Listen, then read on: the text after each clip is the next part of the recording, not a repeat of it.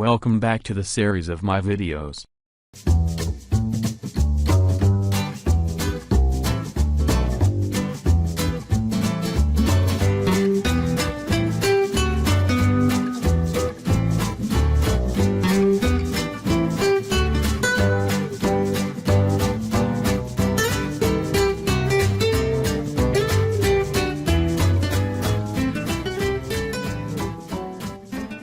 Triglycerides.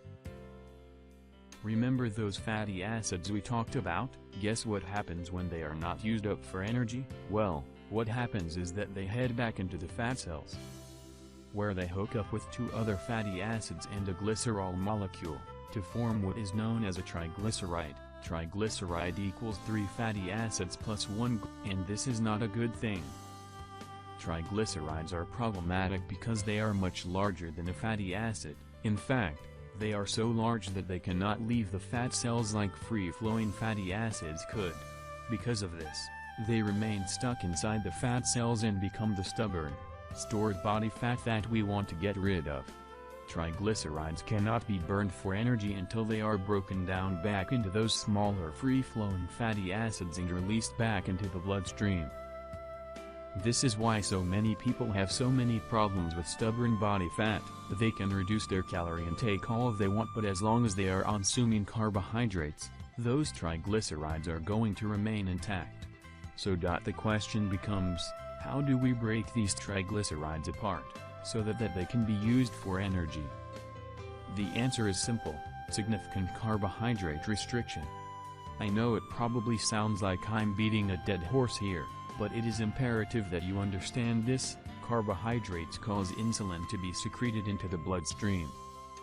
Insulin causes your body to store excess calories as fat and prevents fat from being released from your fat cells to be burned for energy. To put it simply, carbohydrates equals excess body weight and fat storage. Remember, nothing causes us to burn fat faster than starvation, but starvation has negative consequences on our lean body mass. So, ideally, we want the body to think we are starving so that it is breaking down triglycerides and burning the fat for our energy needs. Since the body relies primarily on carbohydrates for its energy, when we remove those carbohydrates, the body will be forced to get its fuel elsewhere.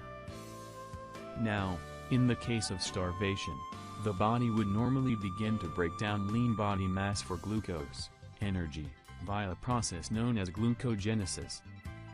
However, since we are sneaking small amounts of protein to the body, we end up getting all the benefits of starvation without the loss of our precious lean body mass.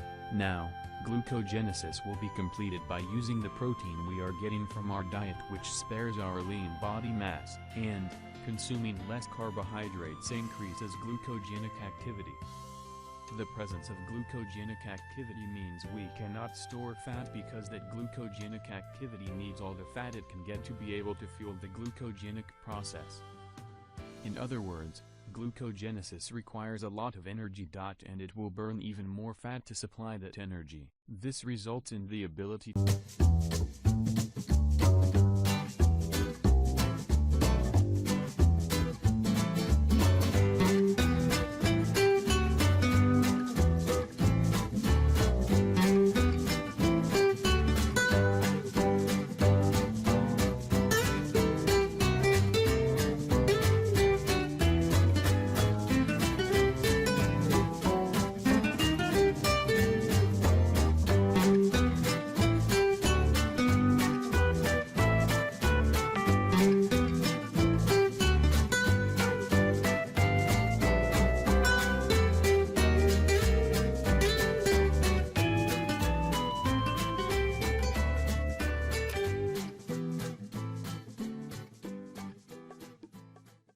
Thank you for watching.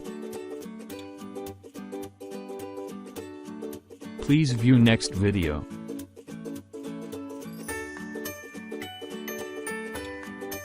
Subscribe to follow and receive the latest videos. Please like, share, support the growing channel.